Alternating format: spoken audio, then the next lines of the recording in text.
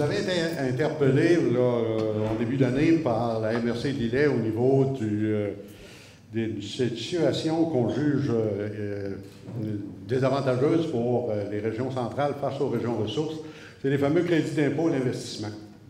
Donc, crédit d'impôt qui, justement, à cause de l'inéquité qui existe là, entre les régions, provoque souvent la délocalisation d'entreprises de notre région vers les régions ressources.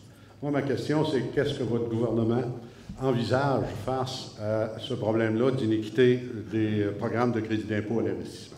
Moi, j'ai vraiment mis au fait mon collègue aux finances, puis au cours de la prochaine année, on va travailler sur tous les crédits d'impôt, pas uniquement sur celui-là qui est carrément inacceptable à mon goût, à moi. C'est inacceptable de voir que dans des régions limitrophes, on subit cette inégalité-là. Donc, pour moi, c'est pour ça que je n'étais pas gênée de le porter comme information au ministère des Finances. Puis à partir de l'année prochaine, il va y avoir des modifications à cet effet. Peut-être pas là-dessus, mais on va faire une révision en profondeur là, au niveau des crédits d'impôt. Je pense qu'il y a un ménage s'impose. Notre club rejoint deux points que vous avez discutés un peu plus tôt, dont la santé et l'éducation, parce que oui, même dans le sport, on apprend beaucoup plus que juste la discipline. Sachant qu'on perd beaucoup de jeunes d'ici, dont et de la relève potentielle aussi, de la main-d'œuvre aussi pour après, parce qu'une fois qu'on quitte, souvent la plupart restent à l'extérieur. C'est ça, les jeunes qu'on perd à l'extérieur pour des milieux éducatifs, mais des milieux sportifs aussi. Je voulais savoir un peu les projets, votre vision concernant les infrastructures sportives dans la région ici. Je pense que je ne pouvais pas être plus claire en disant que pour moi, ça prend des infrastructures sportives de qualité, ça prend un système d'éducation de haut niveau pour tout le monde. On sait que ce n'est pas tout le monde qui apprend de la même manière, mais ça prend des gens qui sont là pour enseigner. Ça prend aussi un système de santé de qualité pour attirer des gens ici. En ce moment, notre problème, là, il est au niveau de l'attraction de la population. On n'arrive pas à attirer même les gens qui travaillent ici le jour, s'en retournent le soir à Lévis au Québec parce qu'ils ont plus de services pour leurs enfants.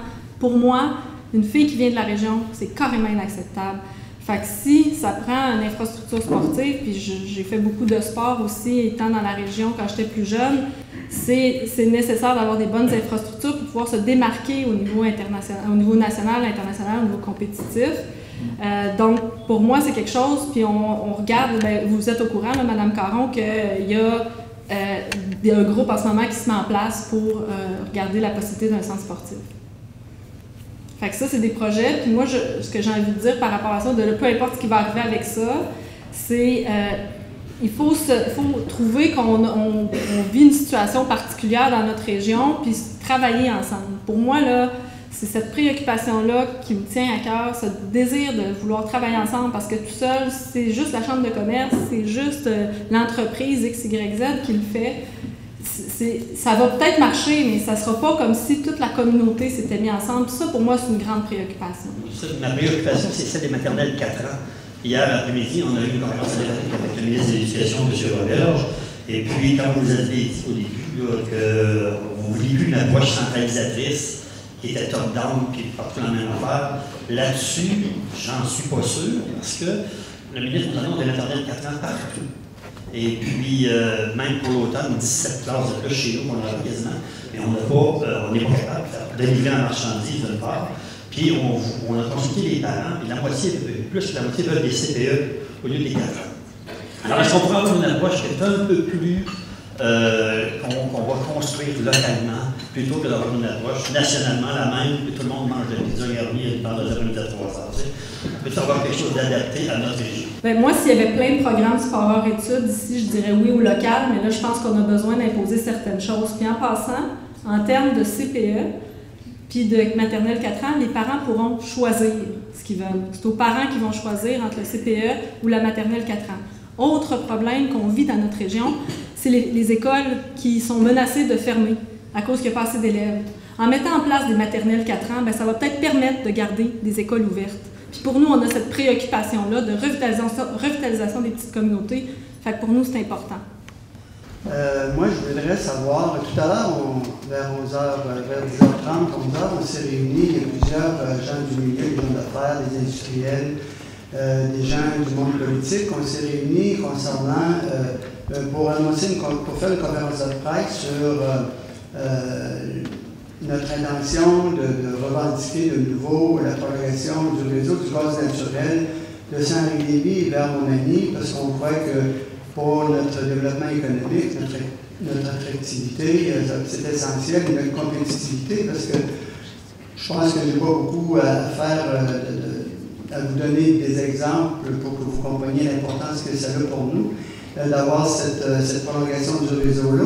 On sait que le gouvernement a déjà investi des sous pour faire l'étude. Il y a eu déjà des engagements qui ont été donnés pour la prolongation de réseau de gaz naturel. Moi, je voudrais savoir, Madame la ministre, votre gouvernement, comment il se positionne dans ce dossier-là concernant la prolongation du réseau de Saint-Henri vers Montmagny pour desservir plus de 95 entreprises et faire des économies de plus d'1 million dans la région.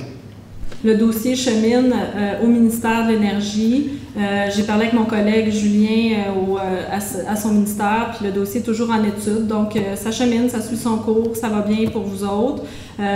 Comme je l'ai toujours dit, autant pour ce projet que d'autres projets, il y a cette perspective d'acceptabilité sociale. Puis pour notre gouvernement, c'est assez clair. On a des projets d'exploitation, par exemple, pétrolière en Gaspésie actuellement.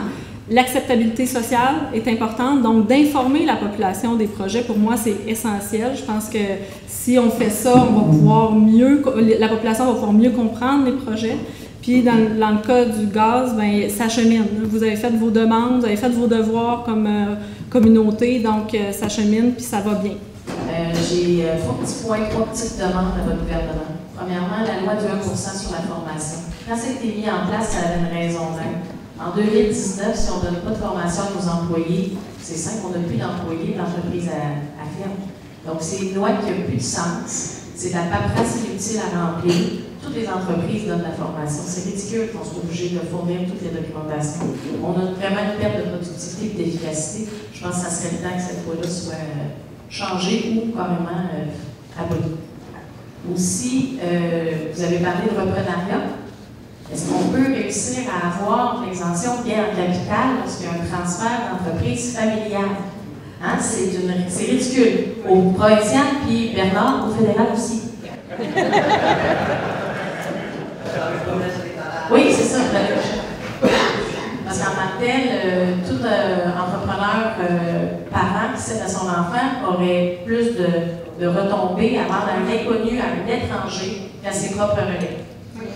Puis, ma dernière question, c'est votre nouvelle loi sur les 2 congés personnels pour maladie, accident, violence, garde de tout le reste de la famille, du chien, de la voisine. C'est un très bon projet de loi. Ça serait bien qu'il y ait des règles d'application qui soient ajustées. Parce que la loi, comment elle a été présentée pour les 2 congés personnels, elle est très difficile à appliquer dans un quotidien d'entreprise, dans un système de paye. On ne peut pas gérer ça avec un Excel quand on a 160 employés. Donc ça serait un point à ajuster. En effet, c'est tous des ajustements qu'on doit faire en fonction des nouvelles réalités. C'est excellent. Merci, Geneviève. En matière d'immigration, on parle d'essayer d'accélérer le service, puis d'essayer d'accélérer l'arrivée des migrants. Je pense que l'enjeu est le plus important. Ce qu'on note chez nous, c'est que oui, on a besoin de personnes spécialisées, des ingénieurs, des techniciens, parce que automatiser, ça prend de l'expertise, ça nous prend des gens qui ont l'expertise pour le faire. C'est très difficile de les trouver, de un. De deux, il faut faire attention aussi au fait qu'on a besoin de main-d'œuvre non spécialisée également. C'est très difficile, voire presque impossible aujourd'hui de recruter de la main-d'œuvre pour travailler sur nos quarts de soir, nos quarts de fin de semaine, nos quarts de nuit. Donc, on a des équipements dans nos usines, on investit beaucoup d'argent, mais notre capacité de production est limitée par le fait qu'on n'a pas d'opérateur qui veut travailler de soir, de nuit, de fin de semaine. Puis ces postes-là, la seule façon pour le moment qu'on a de les combler, c'est les immigrants qui, eux, acceptent de le faire. Fait que je vous demande, comme gouvernement, de faire attention au choix que vous allez faire pour ouvrir vers les immigrants, ne pas oublier ce point-là. Oui, on a besoin d'immigrants spécialisés, mais on a besoin aussi d'employés qui vont accepter de prendre des rôles que peut-être certains Québécois n'acceptent pas de prendre. La loi, justement, qu'on est en train de mettre en place, la loi 9, c'est justement pour répondre à ce besoin de main-d'œuvre aussi, puis en fonction des besoins des entreprises. Si vous avez besoin de main-d'œuvre pour faire des corps qui sont prêts à le faire, bien, ça va permettre d'accélérer aussi les processus parce que, puis dans la main-d'œuvre spécialisée, ça va rester toujours complexe, mais celle-là va pouvoir quand même aller accélérer puis aller plus vite pour répondre aux besoins criants des entreprises qui sont souvent où est-ce que tu nommes. À Montmagny, à mon sens, aussi dans l'intégration des immigrants, on en a plusieurs chez Technio à Montmagny, on est rendu, je pense, à une quinzaine d'employés dans l'usine. On s'est démarqué par l'accueil qu'on a fait. Puis on a un service qui est offert par les jeunes du CLD, les jeunes de Montmagny. Il y a tout un groupe qui s'est mobilisé pour aider les immigrants quand ils arrivent à Montmagny. Il faut conserver ça, puis il faut peut-être même intensifier nos efforts de ce côté-là. Je vous demanderais de vous assurer que le financement de ces ressources-là demeure et peut-être s'accentue et soit peut-être un peu plus garanti à travers le temps pour qu'on puisse bénéficier de cette façon-là de se démarquer et de bien les accueillir, de bien les intégrer. Ça fait toute la différence, ça va faire toute la différence aussi pour le futur. Puis on l'a toujours dit,